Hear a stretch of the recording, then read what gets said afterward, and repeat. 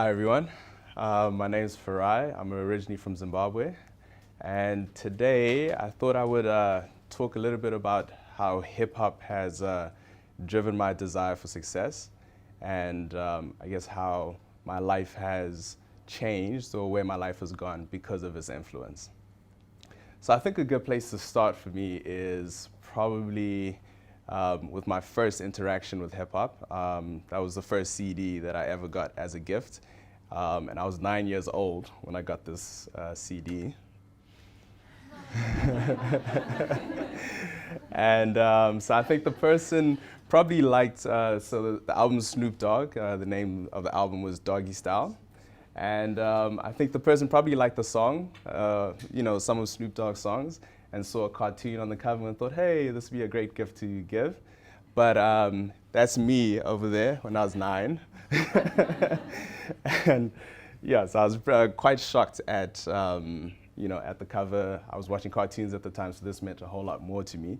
And I think that was probably the first reaction for me was shock, but then also, okay, I wonder what this is about, right?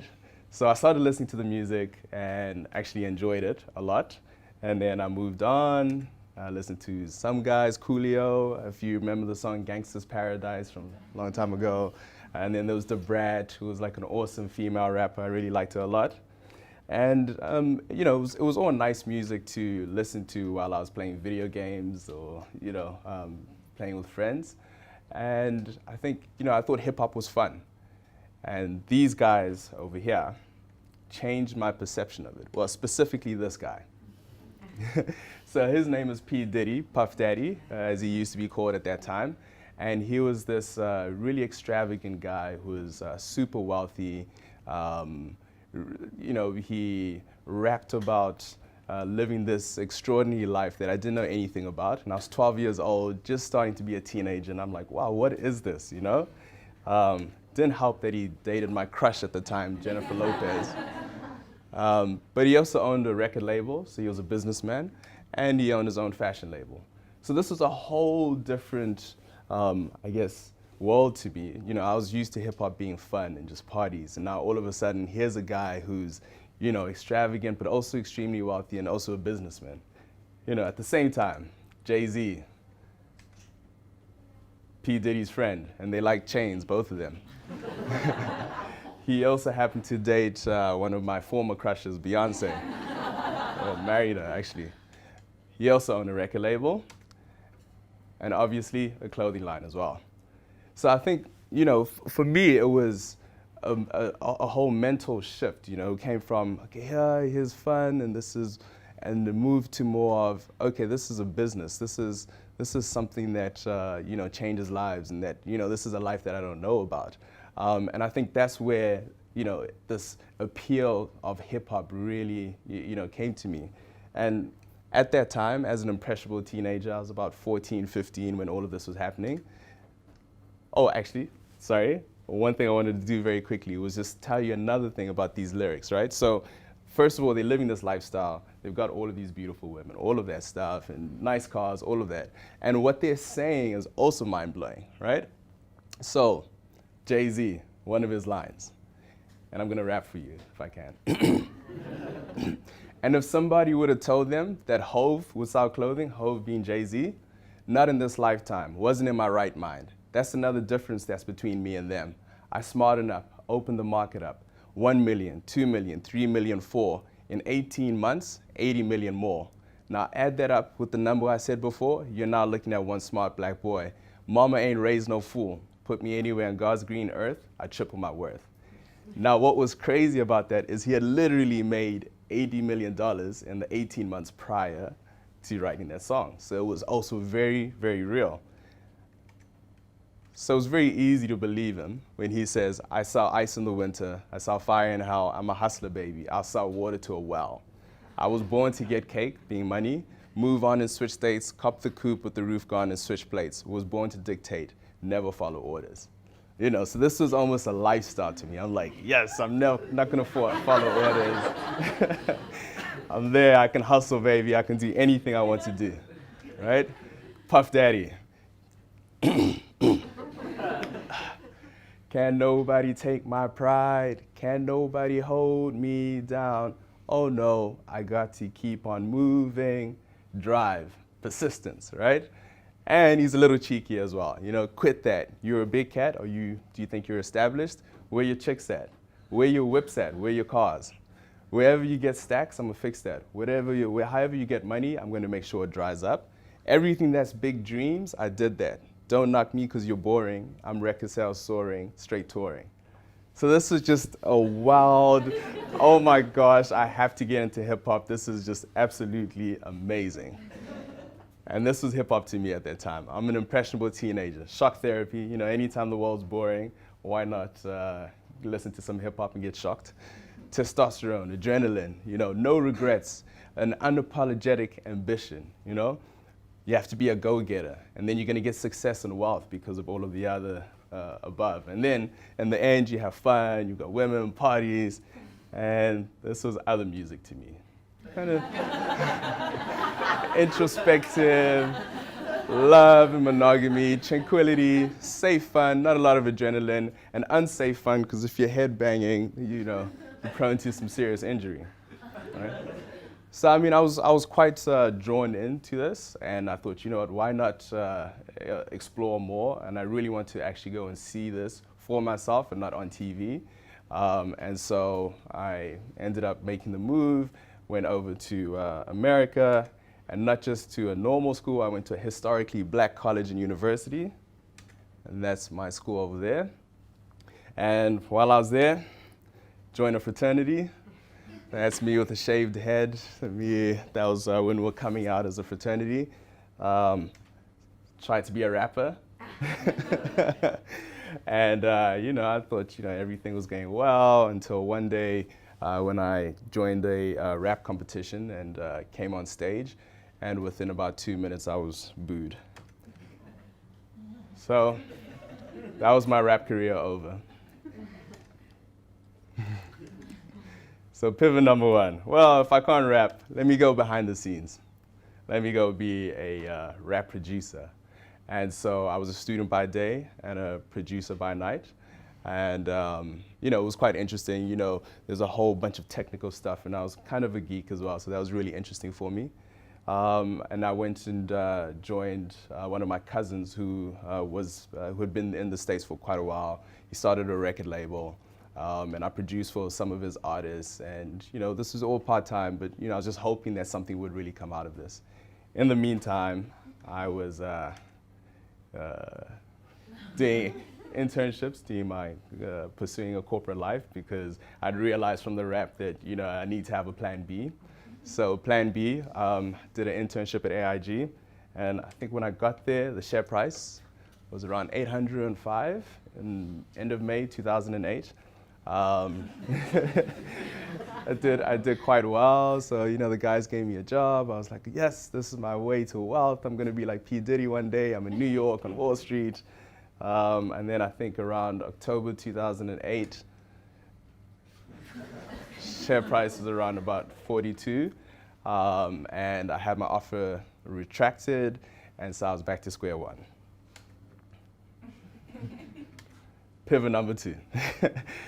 As P. Diddy said, can nobody hold me down? So you have to keep on moving, right?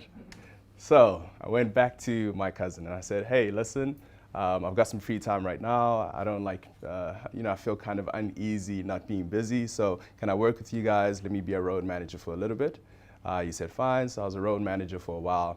And then probably, I'd say 3 or 4 months later, we ended up getting signed to Grand Hustle.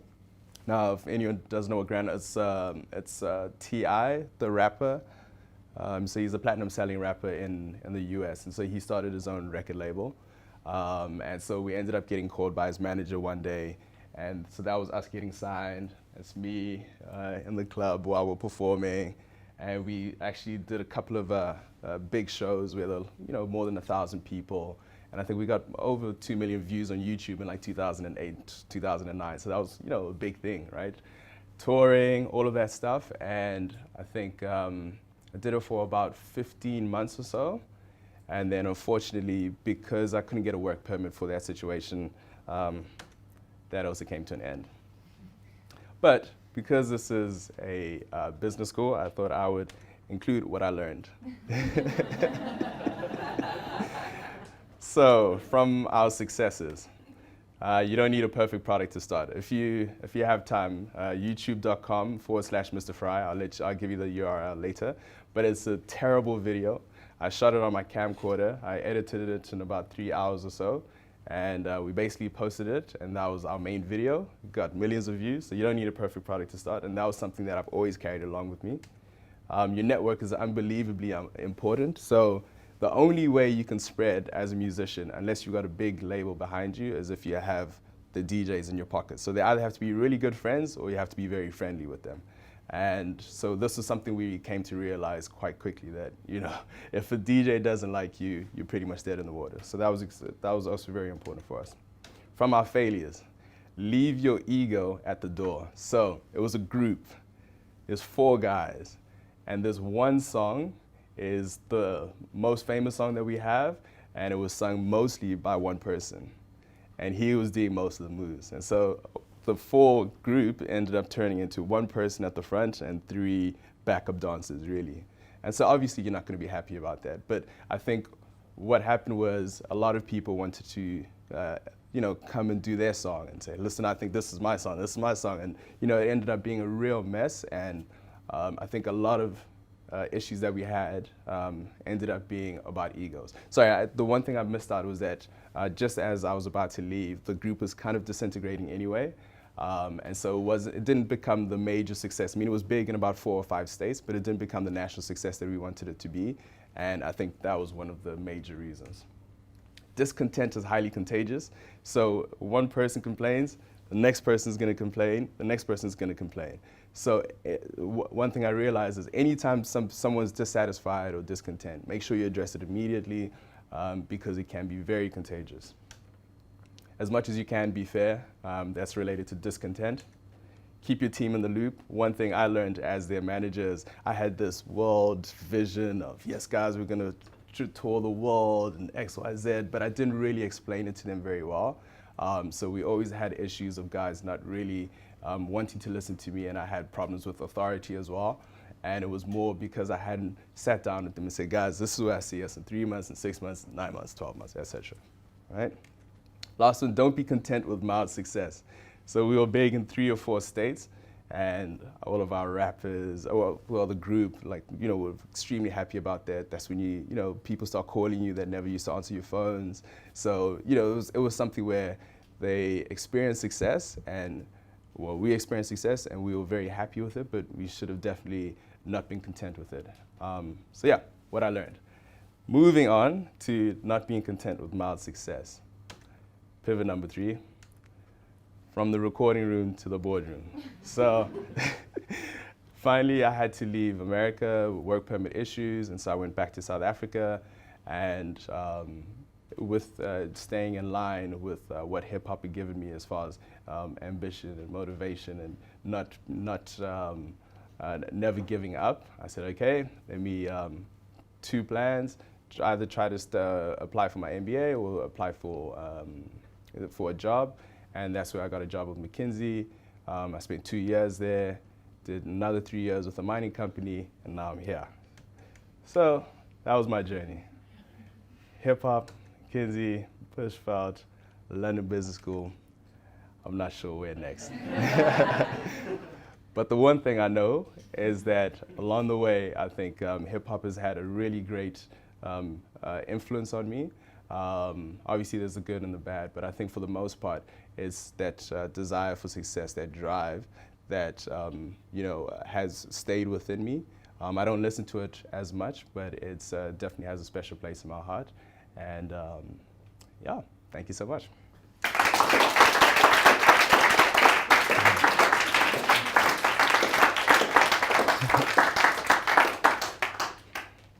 Cool. Any questions? Do you think the youngsters nowadays want it all, but they try to get it quickly, so they might go into kind of, sorry, not stereotyping, drugs and stuff to try and get the end product? Yeah, so I think that's probably the major issue with hip hop, and another issue that I have with reality TV as well, is that it kind of shows the wealth and not and all of that, but not really the background story to us. I mean, these guys have literally been probably sleeping 4 hours a day, and staying in the recording studio, and going to clubs, and because we used to hand out CDs at 3 in the morning, but all people see is this. And I think that's a major issue. So I think there's definitely some kind of way to at least educate youth on the amount of work that went into that kind of image. What a presentation! Thank you so much. So I have 2 questions. Yeah. Did you prepare the deck of slides especially for this presentation? Number 1. Yeah. It is phenomenal. Number 2, have you come across examples where hip hop has had a negative influence on people? Yeah. First one, yes, I did.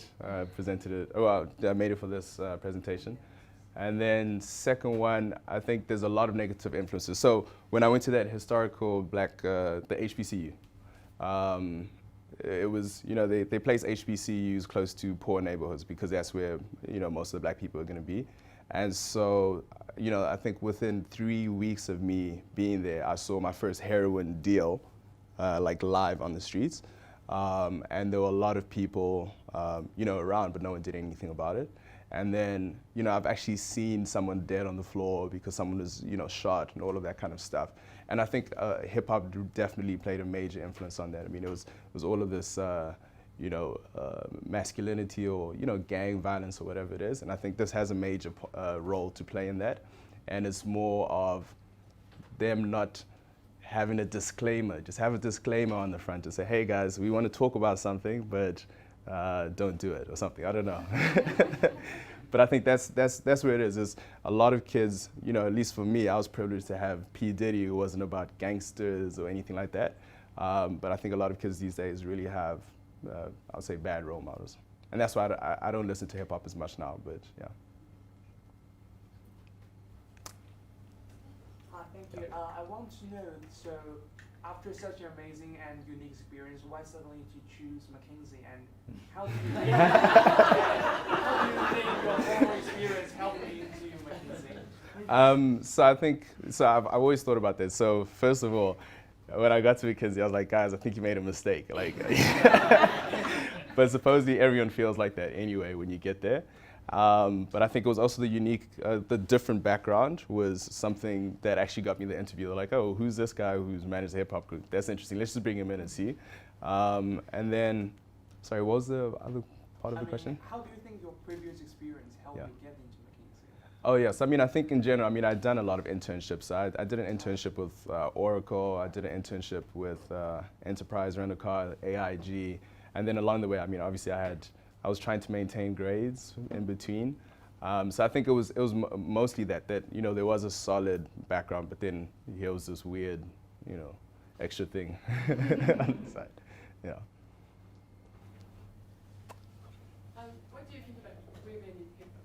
Because after your presentation, maybe I want to start career in hip hop. From the outside, it seems like it's very macho industry. I've seen like women in that industry. Yeah. I think it's very tough for a woman because there's a couple of things that the topics that you can't address, or topics that you can't really rap about, right? You don't want to rap about, because a lot of rappers talk about, hey, I've got a lot of women. You don't want to say you've got a lot of men because it just sounds terrible. So it kind of limits, I think, so women have a much harder job because they've got a very limited range of topics they can actually rap about. And if you're talking about money a lot, which would be normal, then you sound like a gold digger. So it's very tough for a woman in the rap industry.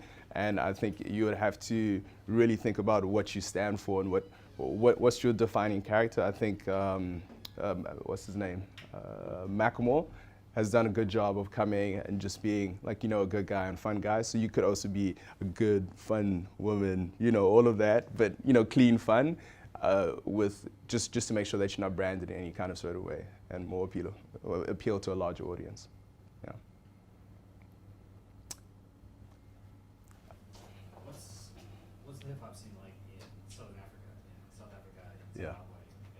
It's so I actually started rapping when I was 14, and one of my friends, who we started a group together, and so he's actually stayed in the rap game, and so he won a couple of awards in Zimbabwe and stuff. So I mean, it's vibrant, but I think the biggest issue I have with Southern Africa, and well, actually Africa in general, well, actually the rest of the world besides America, is the market isn't large enough. I mean, another reason I went to McKinsey was because I thought, you know what, let me enter business and understand business, because I did a mental calculation and I said, what's the maximum I can make in hip hop versus the maximum I can make in corporate or just starting my own business. And it just, you know, when you think of Southern Africa in general, I mean, you're probably gonna, if you're wildly successful, you're probably worth $1 million. It's just, I mean, it's just a tough industry to be in. So the majority of artists in Africa are not too well off. Yeah. Okay, thank you so much. Cool.